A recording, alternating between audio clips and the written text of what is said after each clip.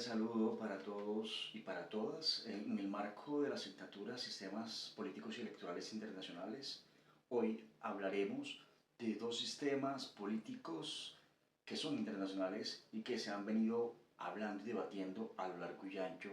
de la historia. Para este momento nos corresponde a mi compañero Jaime Sánchez Posadas y mi persona Antonio Oviedo abrir este espacio de debate, de conversatorio, en el cual vamos a vislumbrar una serie de elementos teóricos conceptuales, pero basados en la historia, la sociología, la antropología, las ciencias políticas y otras ciencias sociales que convergen al mismo tiempo. Hablar de sistemas políticos significa hablar de ideologías, normas, estrategias, instituciones, formas como se concibe un Estado desde el punto de vista tanto jurídico como político. Por eso, hablar de sistemas políticos emblemáticamente es hablar del sistema político de la democracia, sistema político de la autocracia. Para este momento, a mí me corresponde hablar del sistema político de la autocracia. Este es un sistema político que ha sido debatido a lo largo y ancho de la historia, ya que se considera como un sistema donde el poder, políticamente hablando, o de todas las dimensiones, está concentrado en una sola persona, limitando así de esta manera, uno, derechos fundamentales, derechos humanos. Esto que llamamos de separación del poder no están segmentados, sino que estos poderes ejecutivo, legislativo y judicial están concentrados a favor de una sola persona o un grupo selectivo de personas que toman unas decisiones arbitrarias, quebrantando y rompiendo lo que conocemos como el Estado de Derecho como tal. Si podemos ir un poco más allá al marco de la historia y entender, nos vamos a la Edad Media, donde se empezaron a conformar unos sistemas autocráticos que se llamaron monarquías, donde reyes y emperadores de forma arbitraria gobernaban y mandaban y tomaban una serie de decisiones que iban en contravía de normatividades si era el momento que existía, o en su defecto tomaban decisiones sin tener en cuenta o sin haber creado un Estado de Derecho como tal. Se puede decir entonces que también las dictaduras, en el caso emblemático de América Latina, que experimentó un sinnúmero de dictaduras militares, se pueden considerar como un ejemplo paradigmáticamente hablando de lo que conocemos también como sistemas autocráticos, donde las dictaduras militares tomaban decisiones de forma arbitraria sobre ciertos grupos selectivos de la sociedad, en este caso el conglomerado de insurgencias o movimientos guerrilleros, y cometía una serie de violaciones y crímenes y vejámenes que fueron rechazados en su momento por organizaciones supranacionales como la ONU, entre otras más. El sistema autocrático entonces es un sistema de represión, donde se puede considerar que es la antítesis de la democracia. Esto partiendo de que la democracia es un sistema de gobierno un poco más oxigenado, un poco más equitativo, que le da garantías constitucionales, que se adhiere a una norma de normas como tal, que respeta las separaciones de poderes, donde se acepta el pluralismo, la libre expresión y donde las garantías de los derechos están siempre consagrados sin distingo alguno como tal. Es esto la relación que tiene entonces entre un sistema autocrático y un sistema democrático, que el democrático no es el más perfecto, pero que a la hora de pragmatizarlo en el terreno político y sociojurídico vamos a encontrar que tiene una serie de aspectos positivos que le dan garantías constitucionales y legales a el ciudadano, cosa y aspecto contrario que las autocracias no lo hacen, donde hay una serie de represiones, donde hay una serie de ataques, donde hay una serie de violaciones a los derechos y donde una sola autoridad viene siendo la que se configura de una u otra manera como la máxima autoridad de poder, pasando por encima esos preceptos y principios que establece la ley, pero que al mismo tiempo establece esa internacionalización de los derechos en el mundo, para no llamarlos, en este caso, derechos humanos. Ahora le damos un espacio para que el compañero Jaime nos hable de este aparato arquitectónico que es un sistema político también que converge como de forma de una antítesis, como lo dije hace un momento, que es el sistema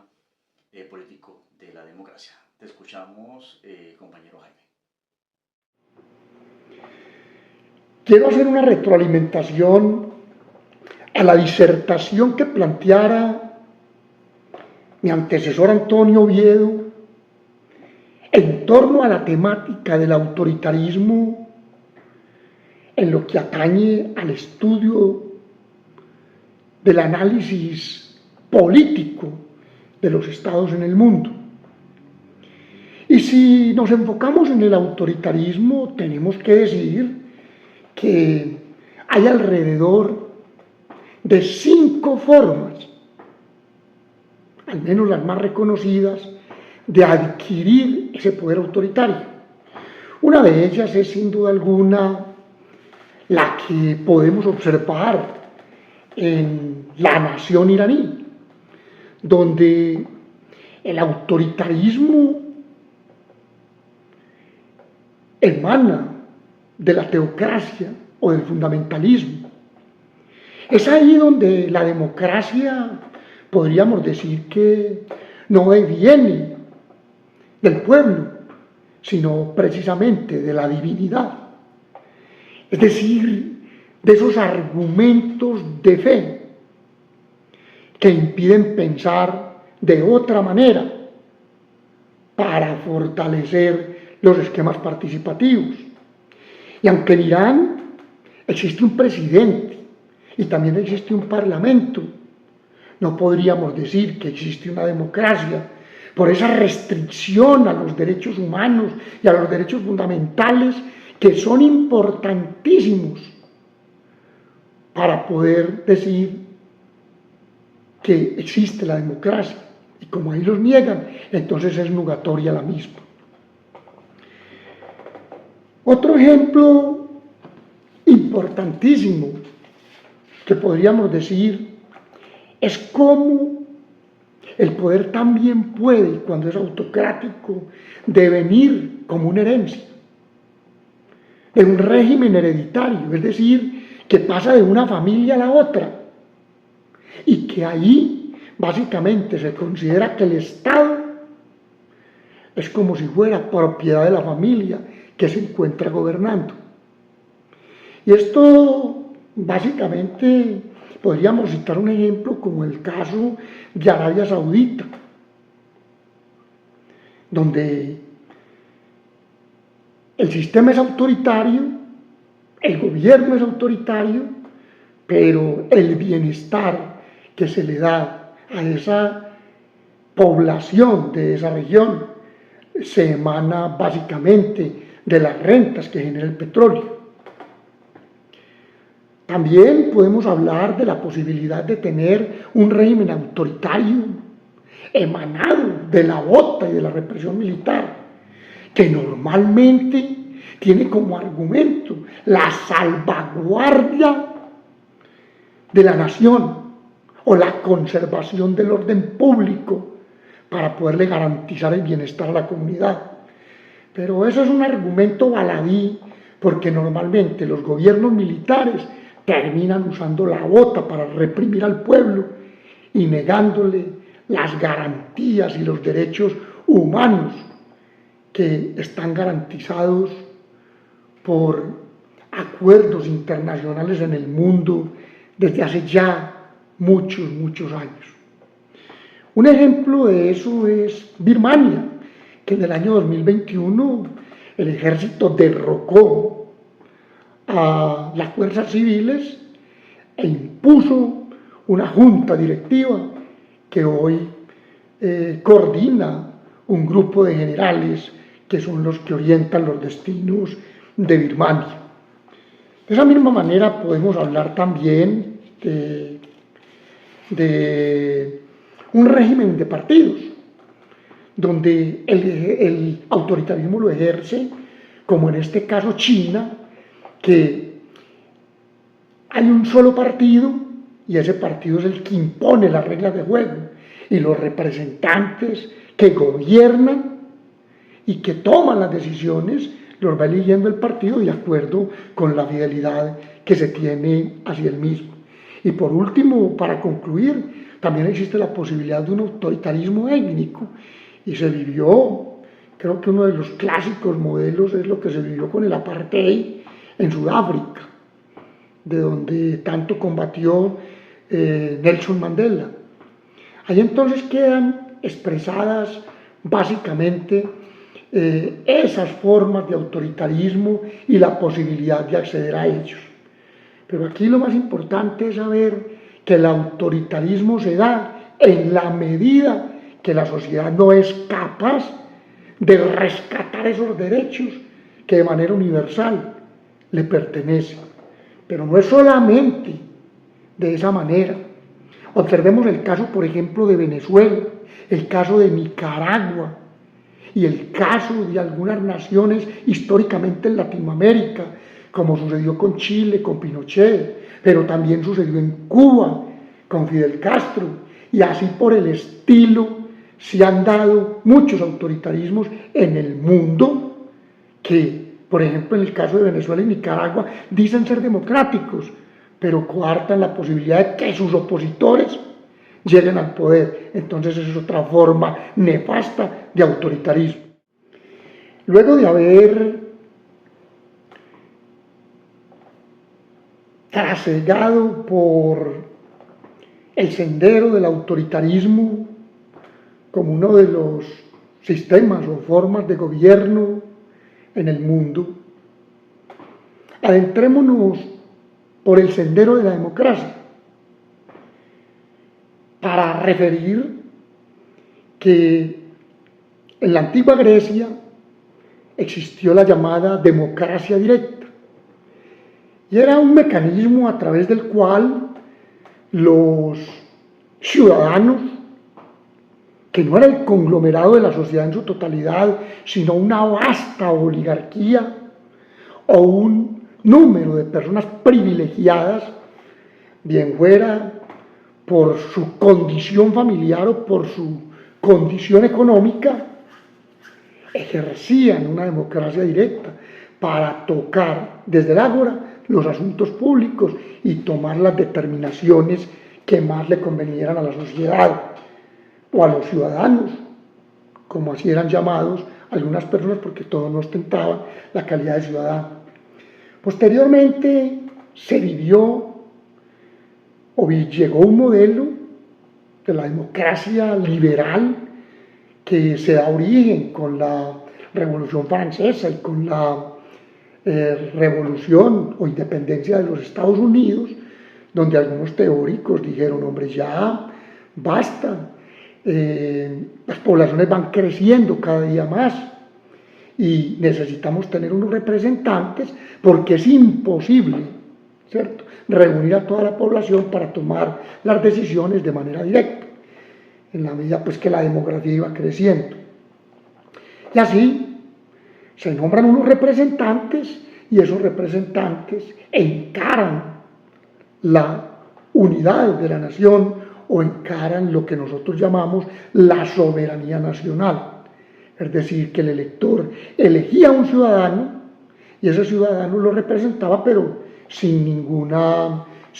obligación de presentarle informes de lo que hacía en ese gobierno. Ahora bien, después llega a los escenarios hoy más comunes la democracia participativa, y ahí es una especie de combinación entre la democracia representativa y una democracia en la que se fijan unos límites y unos mecanismos para que el ciudadano participe de manera directa, ¿cierto?, en las decisiones que se han de tomar por parte de legisladores, del presidente, de los alcaldes, de los gobernadores y de sus variantes de acuerdo en los países, de acuerdo como ostenten el nombre. Y es muy importante decir que para que haya democracia se necesita básicamente que exista un Estado de Derecho. Y hoy, de forma más moderna, un Estado social de derecho. Y eso tiene ciertas implicaciones. El Estado de Derecho es regido por las normas. Y en ese Estado de Derecho, el ciudadano está al servicio del Estado, mientras que en el Estado social de derecho es el Estado el que está al servicio del ciudadano. Y eso tiene unas grandes connotaciones. Y eso juega en todas las decisiones que se tomen a nivel de práctica política y a nivel de inversiones públicas. Y también es muy importante, y se tiene que tener la división de los partidos, tener multipartidismo, tener la división de las ramas del poder público que sirvan de peso y contrapeso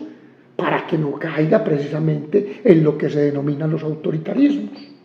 Pero también es muy importante la prensa libre,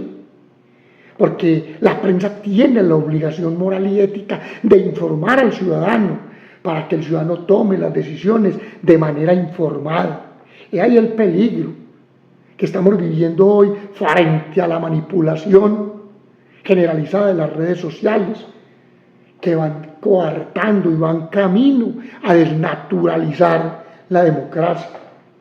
Pero también tenemos que tener la independencia de los jueces. Yo recuerdo que en el librito de José Iván Ortiz Castro, profesor de la Universidad de Medellín, que se llamaba Aproximación al Estado, él decía que habían 10 instituciones del derecho para que existiera verdaderamente un Estado de Derecho, y entre ellas una constitución